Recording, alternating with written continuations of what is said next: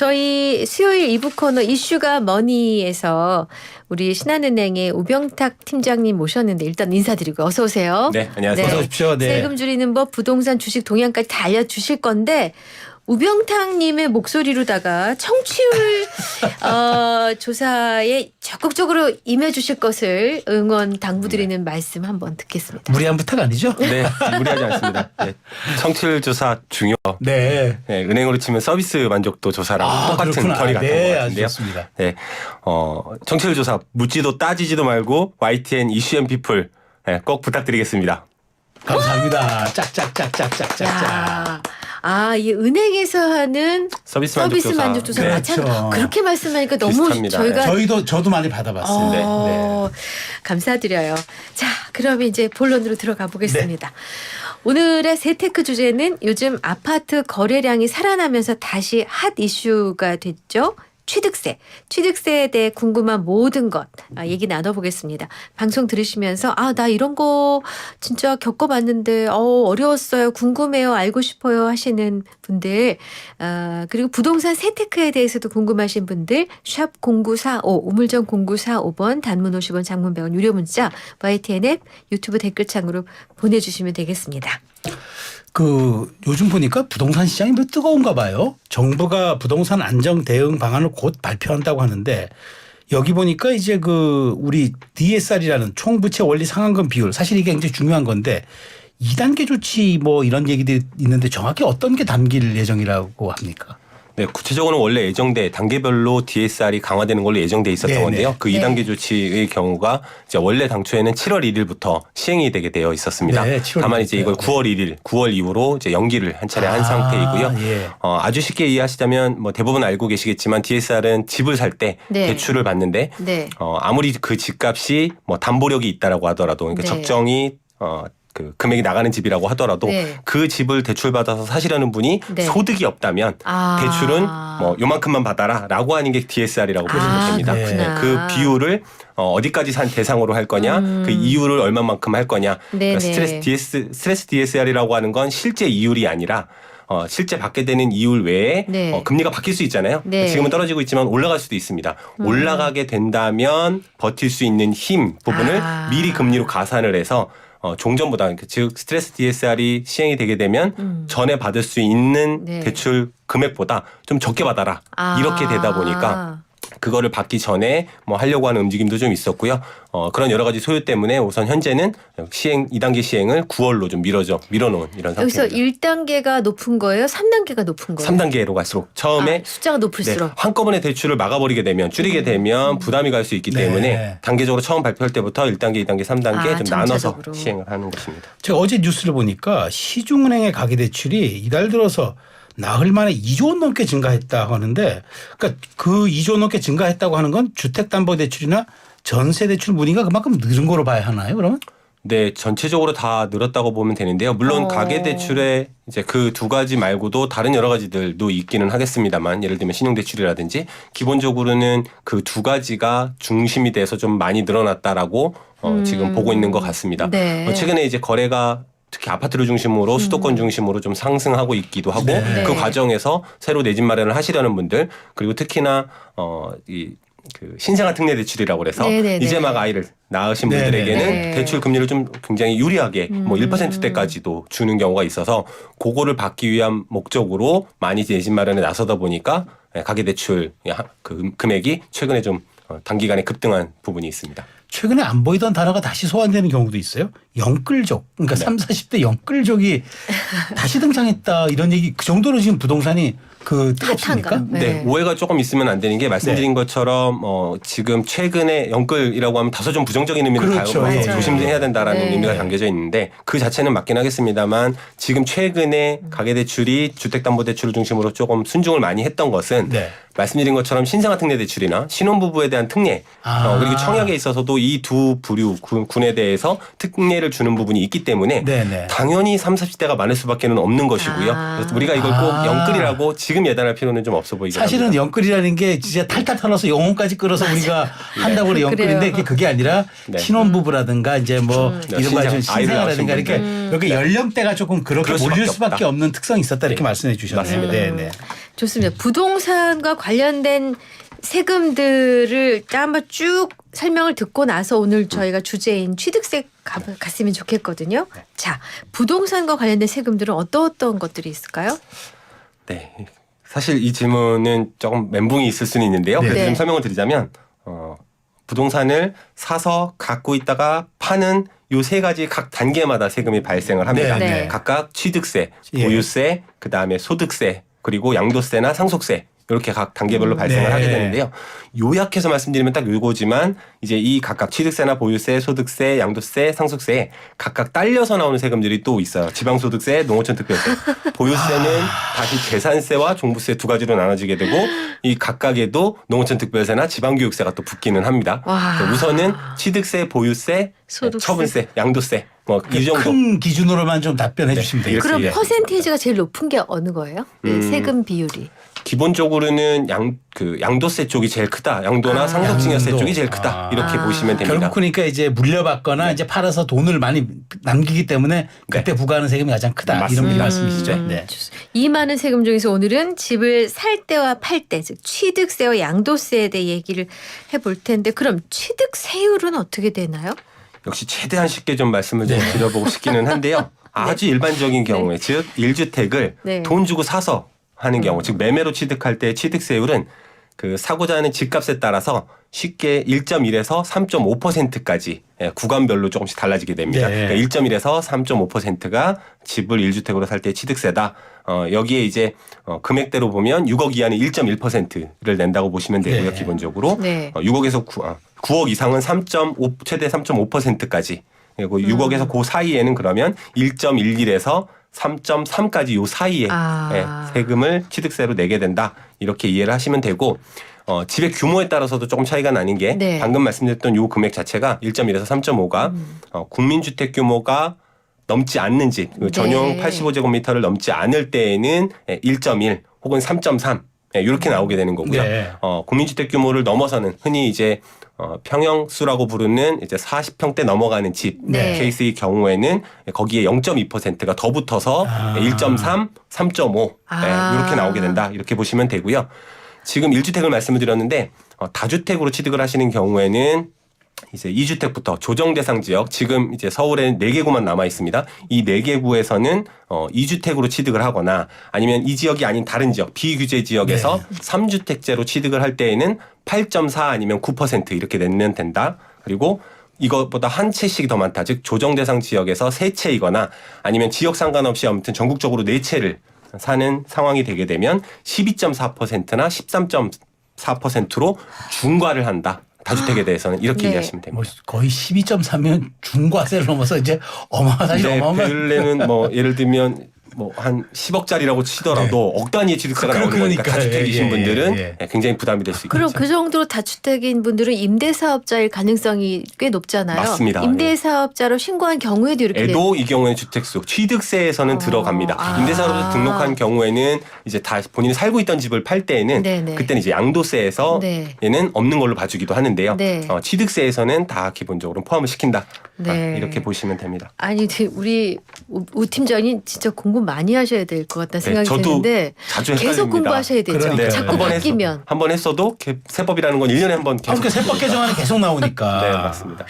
그렇군요. 근데 이제 제가 궁금한 거는 이제 그러니까 중소형 주택에 대한 취득세는 중과가 안 하는 이유는 그러니까 중소형이기 때문에 이제 그거는 좀 네. 우리가 봐주는 거군요. 네, 맞습니다. 기본적으로는 크기가 실거주를 작은 네. 거에 대해서 인정을 해준다. 그리고 그때 이 1월 10일 날 올해 1월 10일에 이 중소형 주택에 대한 취득세의 주택수 제외 네. 요 규정이 이제 새로 들어온 건데요. 네. 요 시기에 맞물리면서 기본적으로는 사람들이 이제 잘 안 사는 종류, 그러니까 중소형을 좀 기피하는 현상들이 좀 예, 있었었고요. 예, 예. 네. 다만 여기서 주의하실 것 중에 하나는 이 중소형 주택, 이 중소형이라고 하면 전용 60제곱미터를 넘지 네. 않는 집을 얘기를 하고요.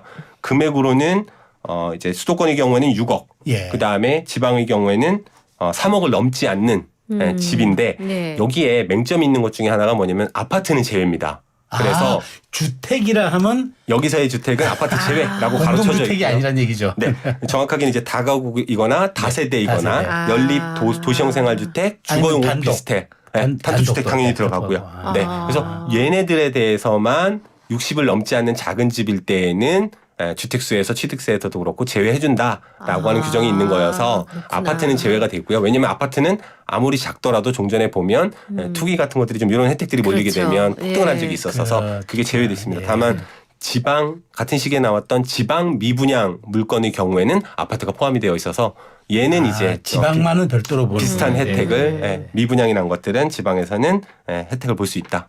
예. 사연 한번 읽어드릴게요. 예, 네. 5060님. 취득세 중과 제외 대상 그 서울에 있는 다세대 빌라도 제외가 되나요? 40제곱미터입니다. 네, 서울에 있는 집이더라도 네. 기본적으로 대상이 됩니다. 네. 아까 다세대 빌라나 뭐 오피스텔이라든가 이런 데는 다 된다는 네, 말씀이셨죠? 맞습니다. 다만 이제 이게 이런 특례 같은 경우는 기간의 정함이 있어요. 올해 1월 10일 날 발표를 했고요. 24년 1월 10일부터 25년 12월 30일 내년 말까지 기간 중에 취득하는 중소형의 이런 주택에 대해서 네. 주택수에서 제외해 딱 주겠다. 2년 주는군요. 그러니까. 그렇죠. 이 기간 동안에 살아. 왜냐면 그 기간 동안에 집중적으로 이 가격이 많이 빠져 있거든요. 네. 이런 물건들이. 아. 그러다 보니까 사야 되고 사람들이 사는 모습이 생기게 되면 공급을 하시는 분들이 공급을 그거에 맞춰서 네. 할 거니까 네. 공급을 좀 많이 늘리기 위해서 나온 아. 대책이라는. 약간 부양 체계에 가깝다 보시면 되겠네요. 아파트가 제외됐으니까 제한적이지만 그렇죠. 요 부류에 대한 부양책. 아파트만 빼고. 예, 맞습니다. 네. 근데 아까 잠깐 그 4개 구라는 게 서초, 강남, 송파, 용산 얘기하신 네, 건가요? 맞습니다. 아. 지금 규제로 묶여 있는 지역은 전국적으로 요 4개만 남아 있습니다. 그러니까 취득세만 좀 빠지고 양도세는 별개인 거잖아요. 취득세에서 좋은 지적 그러니까, 해주셨습니다. 예, 예. 지금 취득세만 취득세에서 제외를 해주겠다라고 했던 거고 양도세에서도 까지는 그건 아니라는 거죠. 양도세에서도 이 집을 중과하는 거에서는 제외를 해주거든요. 중과에서만. 그런데 네. 남은 집을 팔 때 비과세에서는 또 제외를 안 해줍니다. 그래서 주의가 필요합니다. 네. 네. 아, 뭐, 질문을 하는데도 이게 약간 헷갈리시죠? 헷갈리네. 네, 네. 그렇군요. 자, 그럼 저는 이제 질문을 또 드릴게요. 주택 보유수별 취득세율이 이제 다르다는 얘기를 들었습니다만 다주택자 중과세 여기에 대해서 좀 알려주세요. 네, 그러니까 취득세에 대한 그 취득세 중과율 현재 이게 이제 여전히 살아있는 상태고요. 네. 좀 전에 설명드린 것처럼 규제 지역에서 사느냐, 규제 지역이 아닌 곳에서 사느냐에 따라서 뭐 2주택이냐, 3주택이냐, 4주택이냐 요 각각에 따라서 취득세율이 얼마만큼 더 중과로 내게 되느냐 이런 부분이 있는데 네. 요게 이제 사실은 그 작년 21대 국회에서 요거는 좀 약간 과도하다. 사람들이 네. 집을 안 네, 사게 네. 되더라. 네. 라고 하는 문제가 생기면서 폐지를 해보겠다라고 이제 국회에 상정이 됐었지만 안타깝게도 통과가 안 됐어요. 아. 그래서 지금 다시 위반은 안 된 상태고 현재는 다시 위반돼서 취득세 다주택에 대한 중과세를 다시 국회에서 통과가 되기 전까지는 여전히 방금 말씀드렸던 대로 주택수에 따른 취득세가 네. 중과가 될 수 있다. 예. 그렇게 이해하시면 됩니다. 제가 기억에 맞아요. 이게 여야 합의가 됐었는데 이게 21대 국회가 문을 닫으면서 맞습니다. 자동 폐기가 됐죠. 그래서 아. 그대로 다시 22대 국회 네. 상정한다는 그 그랬구나. 얘기를 들은 적이 네, 있습니다. 취득세 중과는 그래서 아직 살아있다. 규제 지역은 영원히 규제 지역은 아닐 거 아니에요. 그렇죠. 규제 지역은 풀릴 수는 있습니다. 왜냐하면 종전에는 한 전국적으로 100곳이 넘었었어요. 110곳 정도 됐었는데 네. 지금 순차적으로 경기가 한동안 하강하면서 네. 다 해제되고 지금 현재는 말씀드린 4개고만 서울에 남아있는 4개구만. 상태입니다. 예. 아, 그렇군요. 자, 그럼 여기서 잠깐 광고 듣고 다시 돌아오겠습니다. 네, 이슈앤피플 수요일 순서 함께하고 계신 지금 시각이 2시 36분입니다. 이슈가 머니. 우병탁 신한은행 팀장님과 함께 얘기 나누고 있는데요. 오늘 취득세 양도세 얘기 중입니다. 저희가 상담 사연이 도착해 있어서 이 사연을 좀 전해드릴까 합니다. 들어보시죠.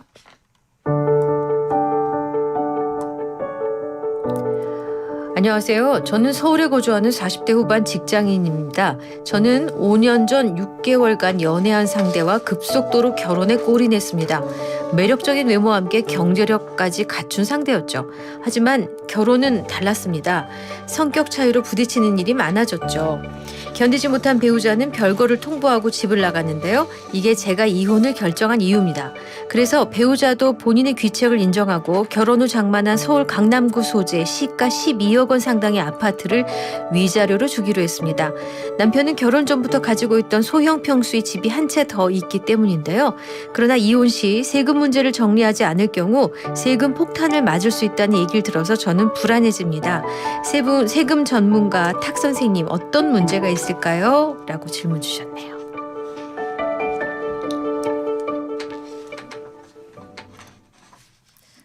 네. 탁 선생님께 질문을 하셨으니까. 네. 이런 경우는 어떻게 해야 되나요? 우선 뭐 안타까운 사연이네요. 네. 정리를 좀 부부간에 하셔야 되는 상황이고요. 이런 경우 이제 망망 많이 일어나는 가장 그 치명적인 실수 중에 하나가 네. 이제 정리를 빨리 이제 상호간에 합의해서 줘야 된다라는 생각 때문에 다른 것들을 좀 충분히 알아보시지 않고 네. 일단 명의 이전을 그냥 서둘러서 하시는 경우가 있어요. 예를 들면 증여로 이거를 빨리 제일 간편한 방법이긴 하거든요. 네. 준다거나 아니면 위자료 명목으로 그러니까 이제 등기의 원인을 나중에 기재를 하게 되는데 지금 얘기대로 뭐냐면 귀책사유가 있는 일방 당사자가 다른 분에게 그 대가로 위자료의 성격으로 위로의 성격으로 준다라고 하게 되면 이 경우에는 증여로 하게 되면 일반적으로는 한 30% 구간 많을 때에는 지금 금액대에서는요. 네. 그러니까 그거보다 금액이 더 크다라고 하면 40% 50% 구간의 증여세를 내셔야 되거든요. 네. 30% 구간까지 적용이 지금 12억이라고 하셨으니까요. 30% 구간이라고 하더라도 대략 증여세는 1억 2천 정도를 네. 받으시는 분이 또 내셔야 돼요. 네. 그러니까 이제 일단 세금이 크죠. 네. 물건을 받는 건 네, 좀 그렇죠. 금전적으로 네. 이득이 될 수는 있겠지만 네. 그리고 이제 더군다나 위자료 명목으로 주게 되면 이걸 양도세로 그 남편분이 주셔야 됩니다. 무슨 얘기냐면 위자료라고 하는 건 위로금의 성격인 건데 그렇죠. 네. 돈으로 주는 대신에 금전으로 주는 대신에 가지고 있던 부동산 본인 명의의 부동산으로 지급을 해주는 거지 않습니까? 네, 네. 이걸 세법에서는 어떻게 보고 있냐면 환가 금전으로 줘야 될 것을 부동산으로 실제로 환가하진 않았지만 부동산으로 대신 줬다. 네, 네. 그러니까 환가한 걸로 보게 됩니다. 아. 다시 얘기하면 위자료 명목으로 부동산의 명의를 누군가에게 넘겨주는 건 양도에 해당이 됩니다. 그래서 야. 결국 양도소득세를 내셔야 되는 문제가 될 수 있어서 네. 이런 부분은 좀 주의하셔야 되고요. 사실은 이런 내용들 때문에 부부간에 지금 사연자분의 경우처럼 같이 결혼 생활을 하면서 형성한 재산일 거지 않습니까? 네. 그렇다라고 한다면 증여로 주시거나 위자료로 주실 것이 아니라 이혼 시 재산 분할 청구에 의한 이전을 명목으로 해서 주시게 되면 이게 무슨 의미냐면 이 부동산은 명의는 남편으로 되어 있었지만 실제로는 부부가 같이 결혼 생활 기간 동안에 형성한 자산이다라고 하는 개념. 네, 네. 그걸 이제 이혼하면서 모은 재산을 나눠 가진다라고 네. 하는 개념이 적용이 되는 거기 때문에 네. 당초부터 남편이 샀을 때부터 아내분이 같이 기여한 아내분의 재산이 되는 네. 거예요. 이렇게 되면 증여가니까 증여세를 안 내도 되고 양도한 게 위자료가 아니니까 양도세를 안 내셔도 됩니다. 그러면 그렇다면 명의를 공동 명의로 했어야죠. 근데 남편 명의로 돼 있는 거를 주게 되면은 다만 오해의 소지가 있지 그렇죠. 않나요? 상관없습니다. 아. 세법에서는 네. 이게 그동안 대한민국에서 대개의 경우에는 이렇게 네. 이제 관행적으로 이루어졌던 부부간에 있어서는 이루어졌던 일이기 때문에 네. 그걸 인정을 하고 이혼 시 재산 분할로 나눠 가졌을 경우에는 명의만 일시적으로 이렇게 됐던 것이고 원래 처음부터 둘이 나눠 가져야 될 재산이다. 이렇게 인정을 해주는 겁니다. 그러면 이제 부부 공동명의 단독명의 장단점 절세 혜택. 그러니까 이 부분 이분이 이제 그게 우리가 관행이었다 그러면 이제 공동명의를 했다 그래도 이제 그거 좀 봐준다는 얘기야.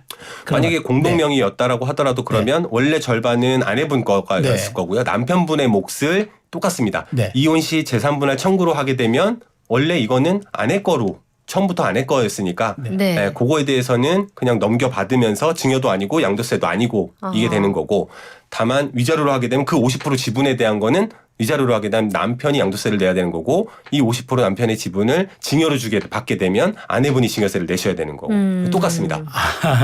그렇게 되면 그러면 여기 보면 이렇게 사연자 말씀을 듣다 보면은 네. 그러니까 이 배우자가 어쨌든 결혼 전부터 가지고 있던 집이 한 채 더 있었다고 얘기하잖아요. 네. 그러면 이러면 양도세 때 그 비과세 적용이 되나요, 그럼? 기본적으로 이제 이혼을 하게 되면 네. 네. 그 전까지는 같은 세대였었지만 네. 네. 이혼이 법적으로 다 완료가 되게 되면 다른 세대가 됩니다. 당연히 네, 그렇겠죠. 네, 그렇죠. 그러면 이제 한 채 남편이 지금 두 채를 갖고 계셨던 상황 뭐 이런 상황일 예, 때 예, 예. 한 채를 아내한테 이제 이혼 시 좋죠, 재산 분할로 넘겼다면 네. 이제 아내분이 가져가시게 되는 거죠. 네. 네. 그리고 남편분은 원래 갖고 있던 한 채를 채가 더 갖고 있는 있고, 거고요. 이혼한 다음에 예를 들어서 각자 팔았어요. 네. 그러면 이제 세대가 다르니까 우리 세대는 몇 채야? 남편 세대도 이제 이혼했으니까 한 채가 될 거고요. 네. 아내분도 한 채가 채가 될 되는 거니까 거잖아요. 각각 비과세를 받을 수 있고요. 다만 이제 한 가지 뭐냐면 생각하시기에 따라서는 그러면 와이프가 이혼 시 재산 분할로 받은 거는 받은 때부터 다시 뭐 기간을 채워서 비과세를 채워야 되는 건 아닌가? 그렇지 않습니다. 왜냐하면 같이 살았던 집이라면 이혼 시 재산 분할로 받았다면 그 앞에 아까 말씀드렸죠. 이혼 시 재산 분할이라는 건 명의만 남편으로 돼 있었을 뿐 원래부터 아내의 재산이었던 몫을 나눠 가지는 거기 때문에 남편이 처음 샀을 때부터 그 이후에 결혼 생활 중에 거주하고 보유했던 기간에 대한 거를 아내분도 그대로 다 인정받을 수 있습니다.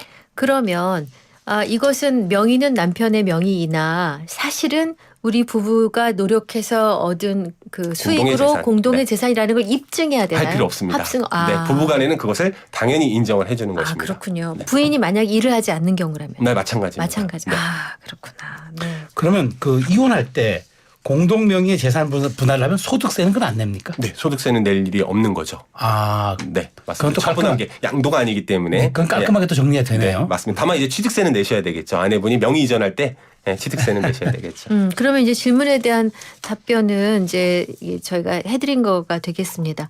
그런가 하면 0942님 네. 생애 최초 감면 받고 2년 지나 매도할 경우 가산세, 이자 등의 금액이 궁금합니다. 매매가가 3억, 매도 예정가는 4억 이렇게 문자를 주셨네요. 네, 생애 최초의 감면. 기본적으로는 원래는 이제 생애 최초 감면이라서 취득세를 집을 처음 사시는 분이라면 200만 원까지 감면을 해줍니다. 라는 네. 규정은 원래 있었었고요. 네네네. 다만 이제 이게 지금 아까 말씀드렸던 것처럼 요 지금 현재 기간에는 요 금액이 한도가 좀 늘어나긴 했어요. 어쨌든 생애 최초로 부동산을 취득하시는 분들에 대해서는 취득세를 좀 감면을 해주거든요. 한도가 좀 있는 게 네. 이제 아주 비싼 걸 샀는데 다 감면해 줄 수는 없으니까 그렇죠. 종전에는 200만 원까지 현재는 500만 원까지 내야 되는 취득세에서 빼줍니다. 그래서 이런 감면을 받으실 수 있고요. 네. 다만 이건 거주할 목적으로 생애 최초로 1주택을 취득하는 경우의 감면이어서 네. 거주에 대한 요건이 좀 있습니다. 아마 제가 기억하기로는 3년 동안을 거주하셨다가 이제 파셔야 되는 이런 조건이 좀 걸리게 되는데 예를 들면 그 목적으로 샀었지만 즉시 팔아버리거나 아니면 네. 거주를 아예 못하거나 말씀처럼 이런 네. 상황이 되게 될 때는 추징, 네, 취득세를 감면받았던 만큼에 대한 거는 다시 내셔야 된다. 이렇게 이해하시면 되겠습니다. 그렇군요. 말씀 나온 김에 사연 하나 더 소개할게요. 8871님께서 네. 빨간 펜 탁 선생님 안녕하세요. 저는 현재 강남권, 근데 투기 지역이신가 봐요. 네. 여기에 거주하고 있는데 2021년 당시에 이제 2주택 상태에서 집 한 채를 팔아서 1주택자가 됐습니다. 근데 이 경우에 이제 1주택자가 된 시점부터 2년 이상 거주, 2년 이상 보유 여건을 채워야 양도세, 비과세 혜택을 받을 수 있다고 알고 있는데 이 규정이 지금도 유효하냐라는 말씀 주셨어요. 네. 뭐 행복한 얘기를 좀 드리게 될 수 있는 것도 있어서 정말 다행입니다. 네, 그런 네. 규정이 있었습니다. 있었어요. 그런데 네. 말씀하신 규정은 21년 1월 1일부터 적용됐던 규정이에요. 이제 쉽게 얘기하면 요약해서 잠깐만 설명을 네. 드리면 네. 집을 여러 채 갖고 있던 사람들이 네네. 순차로 팔고 나서 마지막 두 채가 남았을 때 그 앞에 거를 마저 팔아버리고 네. 그 다음 날 바로 팔아버려요. 그러면 이럴 때에는 이게 이제 이 집이 원래부터 오래 갖고 있었던 겁니다. 그러면 이 마지막 집을 파는 시점에서는 집이 한 채밖에 안 남아 있었으니까 네. 얼마가 됐든 이게 보유와 거주 기간이 길었다면 양도세를 장특이라든지 이런 걸 잔뜩 받아서 세금을 안 냈었거든요. 그러니까 다주택이 이제 이런 혜택을 좀 보는 게 좀 과하다 그래서 요 시기 과거 특정 시기에는 야 그러면 너는 2년 더 갖고 있다가 팔아 마지막 거 그 앞에 거 판 다음에 2년을 다시 채워라는 규정이 있었는데 네. 이게 21년 1월 1일부터 적용됐다가 22년 5월 9일부로 없어졌습니다. 그럼 벌써 2년 지났네 없어진 네, 지가? 없어진 지 꽤 오래됐습니다. 네. 다만 이게 의아하지 않은 게 없어진 지 이렇게 오래된 것들도 왕왕 검색해 보시면 막 뜨니까 네. 여전히 살아있다고 여전히 생각하시는 경우가 살아있구나. 있습니다. 아, 그렇구나. 지금은 없어진 규정이고요. 말씀드린 대로 그런 조건이었다 하더라도 파는 시점에 그 팔게 된 마지막으로 파는 요거는 추가로 요건을 채우지 않으셔도 그 앞에 2년 이상 보유, 2년 이상 거주를 하셨다면 비과세를 온전하게 받으실 수 있습니다. 포털 같은 데서 검색하다 보면은 네. 시간이 지난 블로그에 이제 그런 것들이 네. 쭉 와 있는데 네. 이게 지금도 유효하다고 생각하고 오해하는 경우들이 왕왕 있는데 그런 지금 경우가 딱 그런 맞습니다. 케이스가 그렇구나. 된 것 네. 같네요. 네. 네. 3404님, 저는 여유자금으로 투자를 할지 안정적인 아파트를 추가 취득할지 고민 중입니다. 하지만 취득세 중과 때문에 아파트 추가 취득을 망설이던 중소형 주택에 대한 취득세는 중과를 안 한다는 뉴스를 접하고 이것이 어떤 내용인지 궁금해졌는데요. 어떤 내용인가요? 네, 아까 원래 이제 처음에 말씀드릴 때 있었던 내용입니다만 네. 네. 아파트가 일단 제외라는 게 이분한테는 당장 가장 중요할 것 같고요. 아마 투자를 중소형의 아파트도 되지 않을까 생각을 하셨던 것 기대하셨구나. 같습니다. 그래서 만약에 아파트로 한정하셔서 염두에 두셨던 거라면 네. 이 해당 사항은 없다. 다만 이제 전용 면적 60제곱미터 이하, 수도권은 6억, 그 외 지역은 3억을 넘지 않는 다가구 다세대 연립 도시형 생활주택이나 주거용 오피스텔에 한정해서 주택수에서 제외해주는 요건이 있고요. 네. 지방의 미분양에 한해서만 네. 이제 아파트도 이런 혜택을 볼 수 있다. 근데 수도권의 6억 아파트가 그 전체 퍼센테이지를 보면 얼마 안 되나요? 어떤가요? 수도권까지 범위를 넓히게 되면 꽤 상당수 되고. 지금도 좀 있습니다. 왜냐하면 아. 서울로 치면 조금 대상이 좀 적을 텐데요. 네.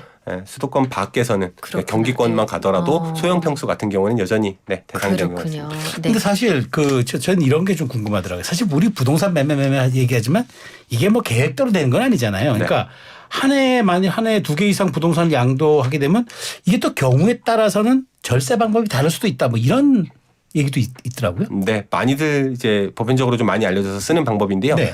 양도소득세라고 우리가 부르지 않습니까? 소득세의 한 종류입니다.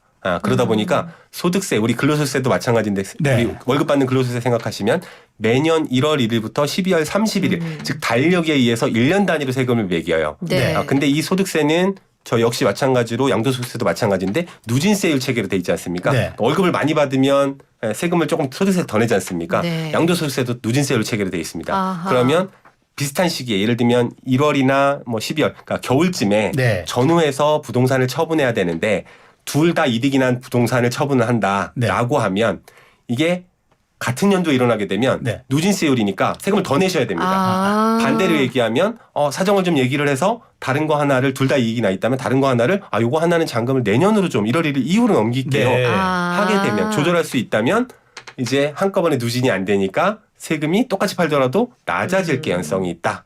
기준은 잔금이군요. 잔금을 기준으로 양도세 예산하시면 되고요. 반대로 둘 중에 하나가 차손이 났을 때도 있을 수 있습니다. 하나는 이익이 났는데 하나는 손해가 났어요. 네. 그러면 이런 경우는 어떻게 해야 되냐면 똑같습니다. 기간과세니까 그러니까 정반대로 해야죠. 같은 연도에 몰아서 팔아버리게 되면 이쪽에서 이익이 난 거, 이쪽에서 손해가 난 거를 합산하니까 세금은 오히려 줄어들 수도 있습니다. 야, 네. 이 어려운 거를 절세 방법. 아니, 예. 근데 지금 궁금한 게 네. 친구분이나 지인분 중에 누구든 하여튼 네.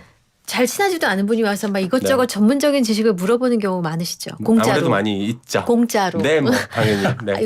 이거 안 될 것 같아. 뭐 네, 커피라도 네. 사시고 뭐라도 하셔야지. 네. 미리 요구하지는 않습니다만 상담 끝나고 나면 대부분 커피라든지 뭐라도 사갖고 그러니까 이 오시더라고요. 세법이라는 게 이렇게 전문가의 상담을 받지 않고 네. 자의적으로 판단하면 손해 볼 수밖에 없기 때문에 네. 맞습니다. 항상 그래서 컨설팅이 필요하고 전문가 상담이 이래서 유용한 거죠. 맞아요. 맞습니다. 네. 그러니까 라디오만 트시면 이런 전문적인 그러니까요. 상담을 받으시니 얼마나 좋으세요. 쏠쏠한 정보 YTN 이렇게 라디오 공짜로 이슈 앤 듣습니다. 피플이에요. 네. 자, 이슈가 뭐니? 수요일 코너 신한은행의 우병탁 팀장님과 함께했습니다. 팀장님 고맙습니다. 말씀 잘 들었습니다. 감사합니다. 고맙습니다.